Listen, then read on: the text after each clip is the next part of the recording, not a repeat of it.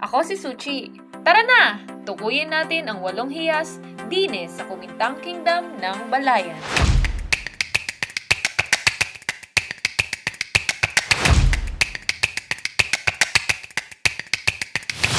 Kasaysayang Malabalangaw.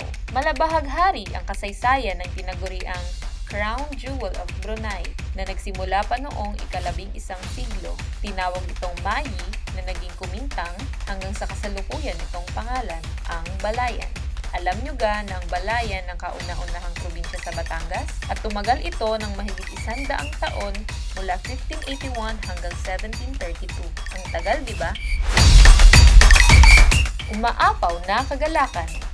Wala na atang mas grandiyoso pa sa pagdiriwang ng kapistahan ng San Juan Bautista tuwing ika-24 ng Hunyo. Abay, hindi laang isa o dalawa, ngunit mahigit 100 binihisang lechon ang ipinaparada habang nagbabasaan, kung kaya't tinagurian itong King of all Batangas Festivals.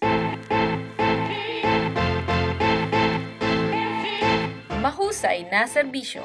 Simbolo ng progresibong pamahalaan ang mala-hotel na ambience ng Balayan Government Center. Static at fully air-conditioned ang mga pasilyo at pasilidad nito para maging komportable ang sinumang mangangailangan ng serbisyo ng lokal na pamahalaan.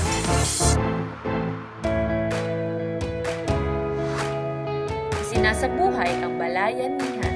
Bukod sa magandang sistema ng pamahalaan, ay may kultura ng balayanihan dini sa Balayan. Kahit anong estado ng buhay ay may pusong tumulong at magboluntaryo.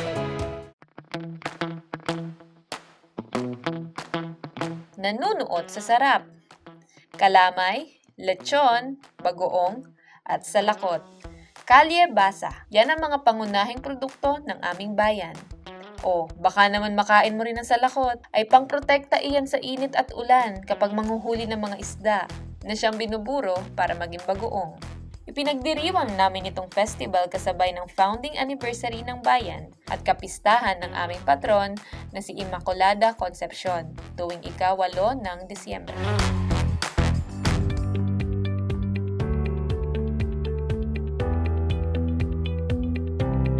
Taos-pusong pananampalataya.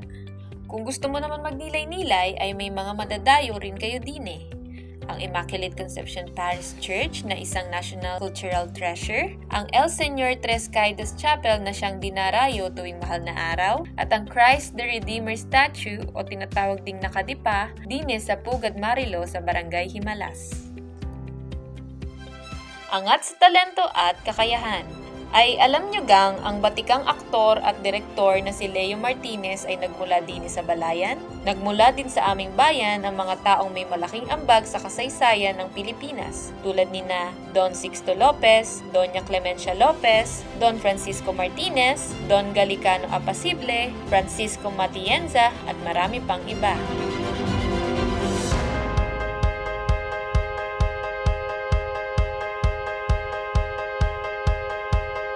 Natural na ganda ng kalikasan. Ating lakbayin ang ganda ng Balayan Bay papuntang Binambang River na siyang nagdurugtong sa kasaysayan at modernong panahon. Kung wala sa karagatan, ay baka nasa kabundukan ng Mount Batulaw sa Barangay Patubo. Ay siya, hindi pa rin pala ito ang hiyas na hinahanap natin. Baka naman nasa kagubatan.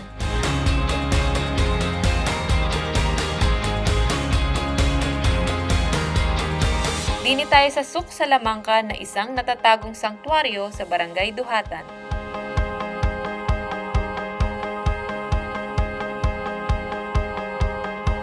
Ari na, natukoy na natin ang huling hiyas. Dahil dyan, oras na para mag-relax dine sa Kalika Glamping Site sa Barangay Tanggoy.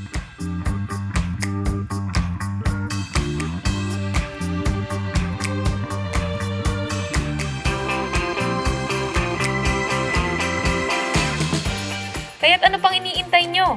G! Gaod na dine sa Kumintang Kingdom of Balayan! Let's go, Balayan!